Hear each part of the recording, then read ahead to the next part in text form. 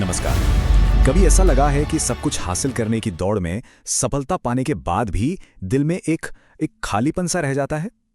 आज हम वृंदावन के संत श्री प्रेमानंद जी महाराज की शिक्षाओं की गहराई में उतरेंगे, जो हमारी इसी मॉडर्न बेचैनी का एक बहुत ही सरल समाधान देती हैं। ये सवाल शायद हम सभी ने कभी न कभी खुद से पूछा होगा।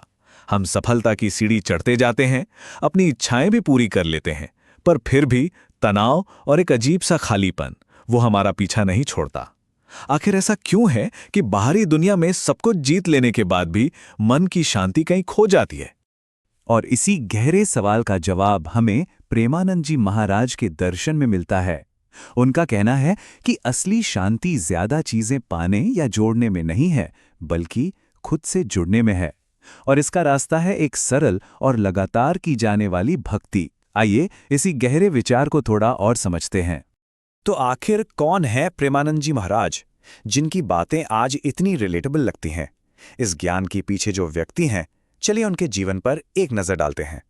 देखिए, उनका जीवन ना एक असाधारण समर्पण की कहानी है।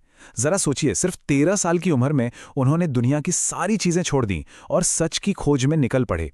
वाराणसी के घाटों से लेकर वृंदावन तक का उनका सफर, जहां वो राधा कृष्ण की भक्ति पर आधारित राधा वल्लभ परंपरा से जुड़े, ये उनकी अटूट आध्यात्मिक लगन को दिखाता है।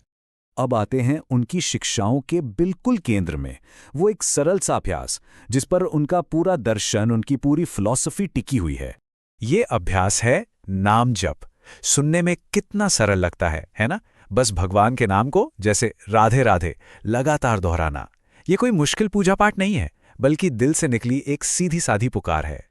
और यहीं पर एक बहुत बहुत गहरी बात सामने आती है।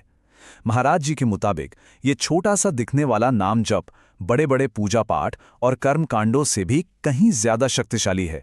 उनका संदेश बिल्कुल साफ है। एक सच्चा भाव सैकड़ों मुश्किल नियमों से कहीं बढ़कर है।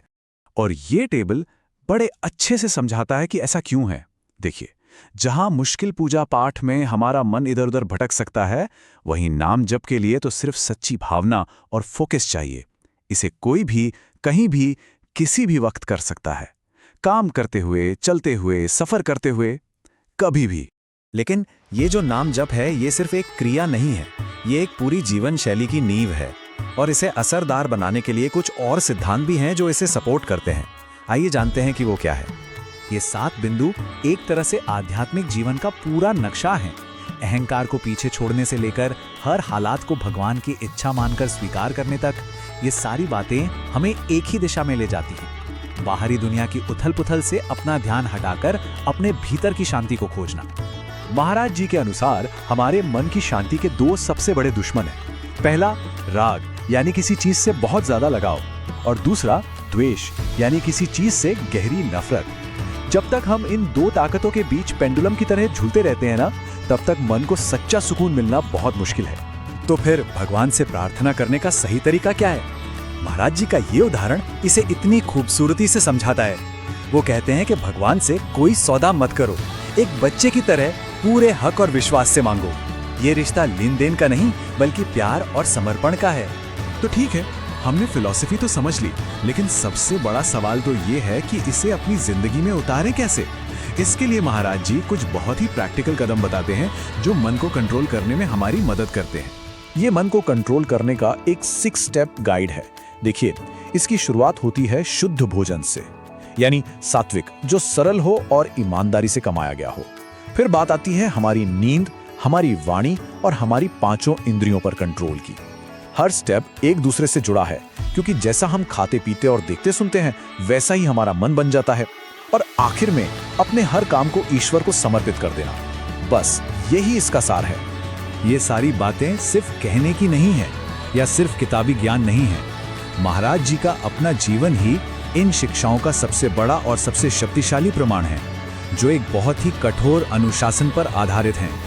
जरा उनकी दिनचर्या को देखिए, ये कोई मामूली बात नहीं है। वो रात में जागते हैं, पूरी रात ध्यान में बिताते हैं, और डायलिसिस जैसी गंभीर स्वास्थ्य चुनौतियों के बावजूद अपनी साधना जारी रखते हैं। वो हर दिन सिर्फ 3.5 घंटे आराम करते हैं। ये दिखाता है कि उनकी शिक्षाएं सिर्फ शब्द नहीं हैं, बल्कि उनका जिया हुआ हर पल का सच है। तो इन सभी शिक्षाओं का सार क्या निकलता है? ये बस एक नजरिया बदलने की बात है।